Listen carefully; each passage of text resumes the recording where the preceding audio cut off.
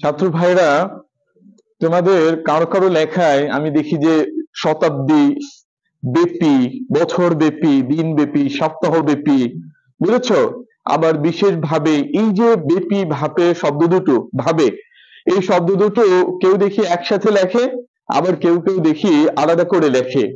এখন আসলে এক্ষেত্রে নিয়মটা কি? তো আজকে ভালো করে শিখে নাও, কখনো আর ভুল হবে না।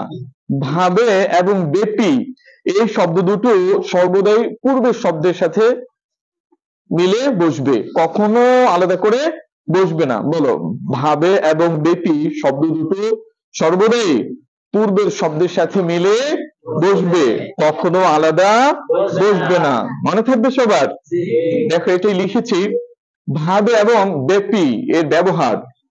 ভাবে এবং ব্যাপী শব্দ দুটি সর্বদা পূর্বর শব্দের সাথে মিলে বসবে, যেমন ঘনিষ্ঠ ভাবে, দেখেছো? তারপরে বিশেষ ভাবে, অঙ্গাঙ্গি ভাবে আমরা বলি, তাই না? বলো। তারপরে দিন ব্যাপী মানে সারা দিন ব্যাপী, বুঝেছো?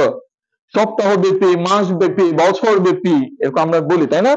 বছর ব্যাপী কর্মজঙ্গ চলবে, বুঝেছো? সারাদিন ব্যাপী কাজটি চলতে থাকবে, বুঝেছো? শতাব্দী ব্যাপী এই গৃহযুদ্ধ শতাব্দী ব্যাপী চলেছে, বুঝেছো? আচ্ছা, ইত্যাদি। তাহলে আমরা কি বলতে পারি বলো?